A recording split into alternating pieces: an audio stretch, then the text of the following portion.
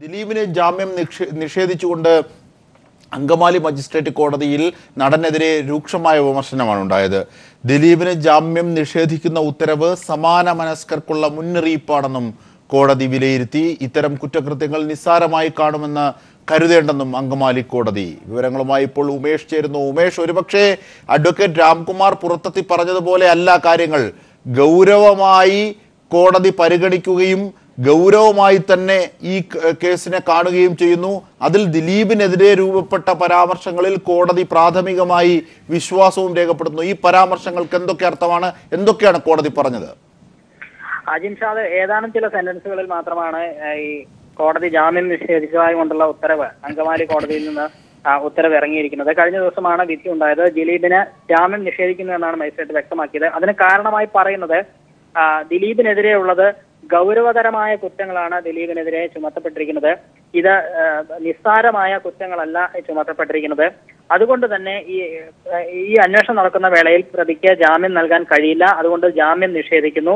ഈ ജാമ്യം നിഷേധിക്കുന്ന നടപടി സമാന മനസ്കർക്കുള്ള ഒരു സന്ദേശം കൂടിയാണ് എന്നുകൂടിയാണ് ഈ ഉത്തരവിന്റെ അവസാന പാരഗ്രാഫിലാണ് അത് സംബന്ധിച്ച കോടതി വ്യക്തമാക്കിയിരിക്കുന്നത്, അങ്കമാലി മജിസ്ട്രേറ്റ് വ്യക്തമാക്കിയിരിക്കുന്നത്.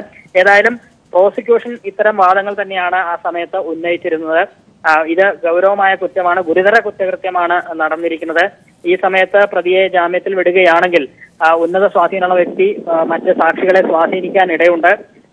നിസ്സാരമല്ല, കുറ്റമല്ല ചെയ്ത് തുടങ്ങിയ വാദങ്ങൾ പ്രോസിക്യൂഷൻ നേരത്തെ ഉന്നയിച്ചിരുന്നു. ഈ വാദമധ്യേ തന്നെ പ്രോസിക്യൂഷൻ അക്കാര്യം ചൂണ്ടിക്കാട്ടിയിരുന്നു.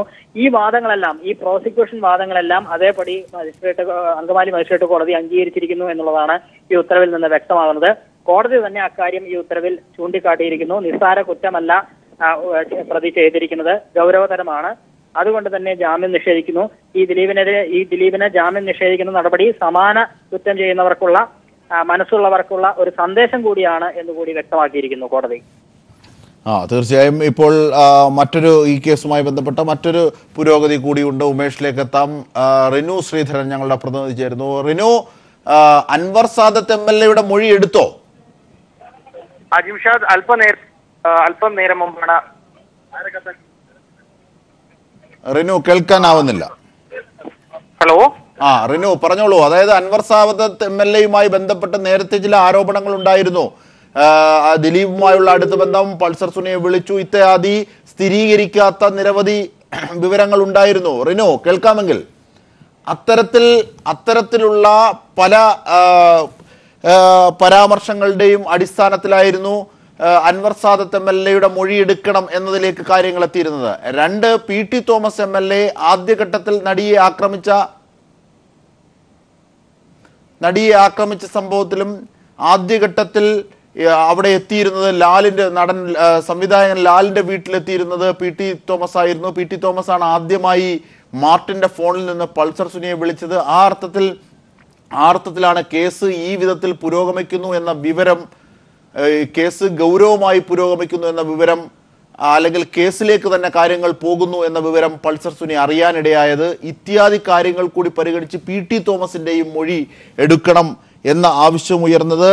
ഈ സംഭവങ്ങളുടെ പശ്ചാത്തലത്തിലാണോ? റിനു ടെലിഫോൺ ലൈനിലുണ്ടെങ്കിൽ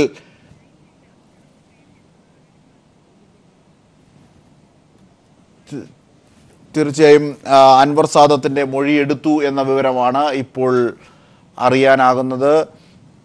അൻവർ സാദത്തിന്, ആലുവ MLA കോൺഗ്രസ് നേതാവുമായ അൻവർ സാദത്തിന് ദിലീപുമായി അടുത്ത ബന്ധമുണ്ട് എന്നും പൾസർ സുനിയെയും പല ഘട്ടങ്ങളിലും വിളിച്ചു എന്നും പല ആരോപണങ്ങൾ ഉയർന്നിരുന്നു. ഈ ആരോപണങ്ങളുടെ ഒക്കെ പശ്ചാത്തലത്തിൽ അതിൻ്റെ സത്യാവസ്ഥ സ്ഥിരീകരിക്കുന്നതിൻ്റെ ഭാഗമായി കൂടിയാണ് അൻവർ സാദത്ത് MLA മൊഴി എടുത്തത്.